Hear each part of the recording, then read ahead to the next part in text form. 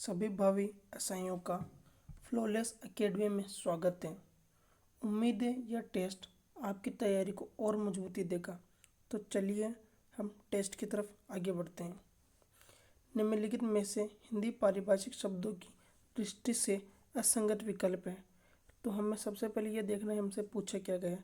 असंगत विकल्प है एक्यूचेरी, जिसका अर्थ है विमांकक, अपेरेंटस बोले तो उपकरण, सेंटेज विभागीय प्रभार, एक्यूट विमांकन। अब इनमें से हमें यह बताना है कि गलत कौन सा है। तो इसका अर्थ है एकट विमांकन। तो अब आप पूछेंगे एकट का अर्थ क्या होता है। एकट का अर्थ होता है तीव्र,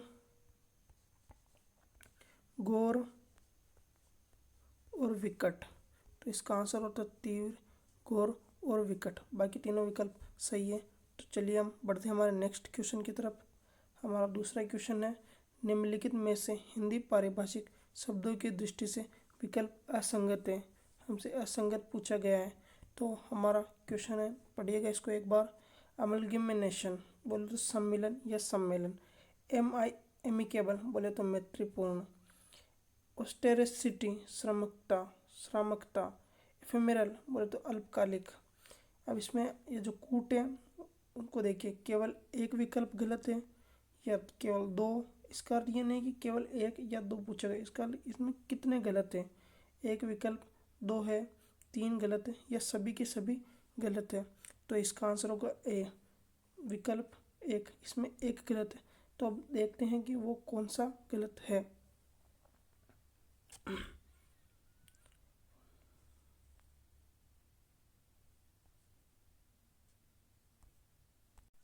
इसमें गलत है ऑस्टेरिटी। तो अब ऑस्टेरिटी का अर्थ होता क्या है। तो ऑस्टेरिटी का अर्थ होता है मितव्ययिता। क्या होता है, याद रखिएगा, मितव्ययिता, मितव्ययिता। इसका आंसर होगा मितव्ययिता। तो चलिए हम अपने नेक्स्ट क्वेश्चन की तरफ बढ़ते हैं। हमारा नेक्स्ट क्वेश्चन है, निम्नलिखित में से हिंदी पारिभाषिक शब्दों की दृष्टि से असंगत विकल्प का चयन कीजिए। ग्राफ्ट यानी अनुचित लाभ, ब्लॉकेज नाकाबंदी, हेपाजार्ड बोले तो कपट, कंटेमिनेशन बोले तो संदूषण। तो इसका आंसर होगा सी, कपट। इसमें असंगत है हेपाजार्ड, कपट। तो अब इसका आंसर क्या होता है। इसका आंसर होता है अव्यवस्थित, अव्यवस्थित, अव्यवस्थित। बाकी हमारे तीनों ऑप्शन सही है। इसका आंसर होगा अव्यवस्थित।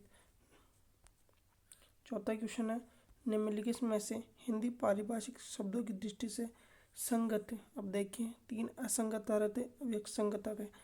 क्वेश्चन बहुत केयरफुली पढ़ना है। तो अब इसका आंसर है कॉर्पोरेशन संपुष्टि करना, राइडर प्रतिसंहरण, फॉरेगो छोड़ देना, डिरोगेटरी अनादर सूचक। अब इसमें देखना है विकल्प एक सही है, विकल्प दो सही है, तीन सही है, उपयुक्त सभी। तो इसका आंसर होगा सभी। ये सभी के सभी सही है बिल्कुल। तो हमारा चौथा क्वेश्चन है। पांचवा क्वेश्चन है, निम्नलिखित में से हिंदी पारिभाषिक शब्दों की दृष्टि से असंगत विकल्प का चयन किए। कंस्ट्यूर अनुमान लगाना, होलोग्राफ स्वलेखन, इंट्रिकेट निराई करना या इम्प्लाइड अप्रत्यक्ष। तो जरा सोचिए इसका क्या आंसर होगा।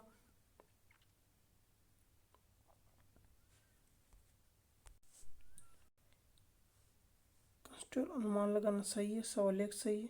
ये हमारा तीसरा गलत है चौथे से। तो इसका अर्थ क्या होगा। इसका अर्थ होगा इंट्रिकेट, का अर्थ होगा जटिल। क्या होगा, जटिल। तो चलिए बढ़ते हैं नेक्स्ट क्वेश्चन की तरफ से। आप चाहें तो इनको रोक कर क्वेश्चन लगा सकते हैं। हमारे पास इतना समय नहीं है कि हम इस वीडियो को रोक कर आपका इंतज़ार करें या आपके क्वेश्चन का वेट करें। तो हम आगे बढ़ रहे हैं और आप चाहें तो इसको रोक कर क्वेश्चन को लगा सकते हैं। इसमें भी असंगत विकल्प का चयन करना है। डेलिक्वेंस यानी अपचार, क्राइटेरियन कसौटी, कंसिक्वेंस रियासत या इम्पेरियल तो अनुप्रयुक्त। तो छठे का आंसर होगा ए, छठे का आंसर होगा ए। इसमें बहुत छोटी सी मिस्टेक है। डेलिक्वेंट, डेलिक्वेंट का अर्थ होता है अपचारी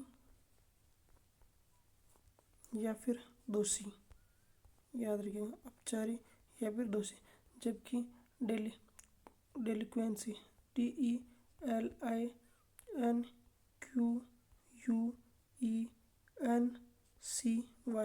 डेलिक्वेंसी, डेलिक्वेंसी का अर्थ होता है अपचार।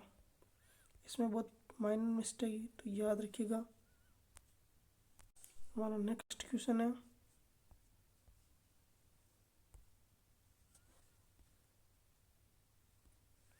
निम्नलिखित में से हिंदी पारिभाषिक शब्दों की दृष्टि से कितने विकल्प असंगत हैं। क्या पूछा गया, असंगत है।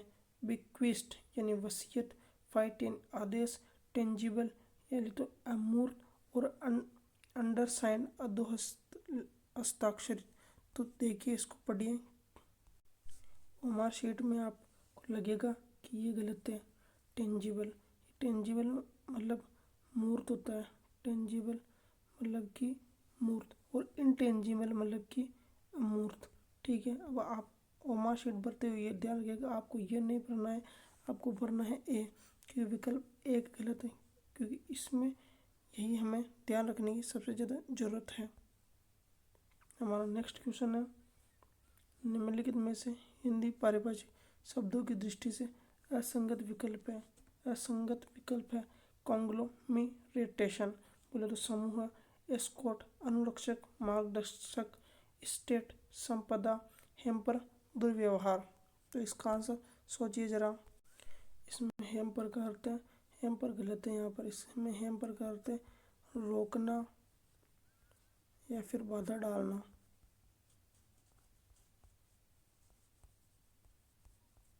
हमारा नेक्स्ट क्वेश्चन की तरफ बढ़ते हैं। निम्नलिखित में से पारिभाषिक शब्दों की दृष्टि से कितने विकल्प असंगत हैं। हमें यह पूछा गया असंगत है। असंगत पूछा गया तो ग्रेजुअल यानी आवश्यक, हाई एंड ड्राई, असाई या लचा, हाइपोथेटिकेशन, माल बंधन, ग्रीन हैंड यानी अनुभवी। तो यह पहला ही गलत, लास्ट वाला गलत। ग्रीन हैंड यानी अनुभवी, अनुभवी नहीं होता। ग्रीन हैंड का मतलब नौसिखिया, जिसने अभी अभी काम सीखा ही है।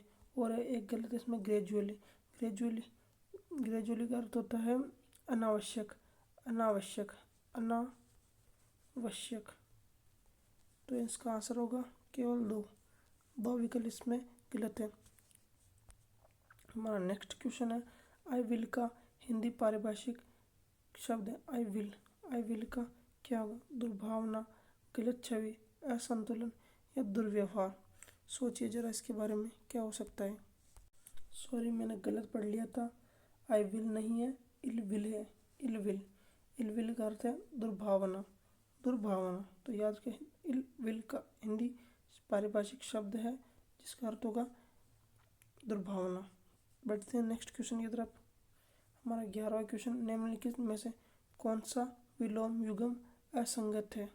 असंगत है अध, उदर्व, तर, शुष्क, ममत्व, परत्व या फिर इनमें से कोई नहीं। तो देखिए, अध का उदर्व ही होता है, तर का शुष्क होगा, ममत्व का परत्व होगा, अर्थात इनमें से कोई नहीं। तो आंसर लगेगा डी। हमारा 12वां क्वेश्चन, निम्नलिखित में से विहित का विलोम है। विहित का विलोम है उचित, निहित, निषिद्ध, आदिष्ट। तो हमें विहित का विलोम होगा सी। क्या होगा, सी, निषिद्ध। निषिद्ध इसका विलोम होगा। एक मिनट वापस चेक करते हैं। निम्नलिखित में से विहित का विलोम होगा उचित, निहित, निषिद्ध, आदिष्ट। हाँ बिल्कुल सही है, निषिद्ध ही होगा इसका विलोम शब्द। बढ़ते हैं नेक्स्ट क्वेश्चन की तरफ। हमारा 13वां क्वेश्चन है, विलोम शब्दों की दृष्टि से विकल्प कौन सा सही है। अब हमें इनमें से देखना है कि सही कौन सा है। पुरुष का कठोर, अटल का तटस्थ, आदत का तटस्थ और प्रगति का अवनति। कौन सा विकल्प सही है। तो डी आंसर। ये सबको पता है, प्रगति और अवनति दोनों अपने आप में अपोजिट है। अनप्रत्यय निम्नलिखित शब्द में कौन से उपसर्ग समाहित है। अन, धन, सॉरी इसमें माफ कीजिएगा, हिंदी में थोड़ी मिस्टेक है। अन का भी हलंत लगा हुआ है, इसके नहीं है, इसके हलंत है और इसके भी हलंत है। यहाँ पर प पे हलंत है।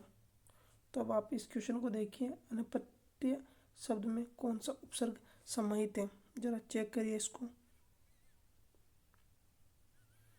Answer number 1 अनप्रत्यय।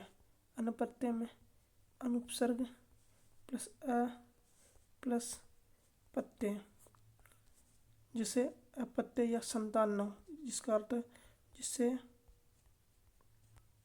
संतान न हो, ये इसका अर्थ है। हम नेक्स्ट क्वेश्चन की तरफ बढ़ते हैं।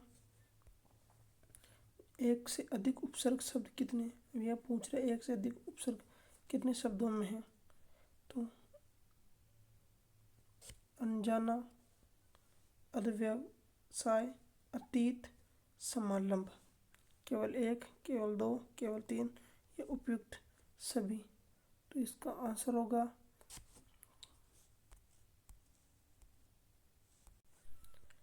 अनजाना में उपसर्ग केवल अन, अध्यवसाय में उपसर्ग है अधि, धन अव, धन साय। ठीक है। अब अतीत में उपसर्ग होगा अति, धन इत, और ये इसका आंसर होगा हमारा। और समालंब, समालंब में क्या होगा, समालंब में होगा सम, धन आ, धन लंब, समालंब। तो यहाँ पर केवल दो उपसर्ग ऐसे जिसमें दो, एक या एक से अधिक ज़्यादा उपसर्ग होगा।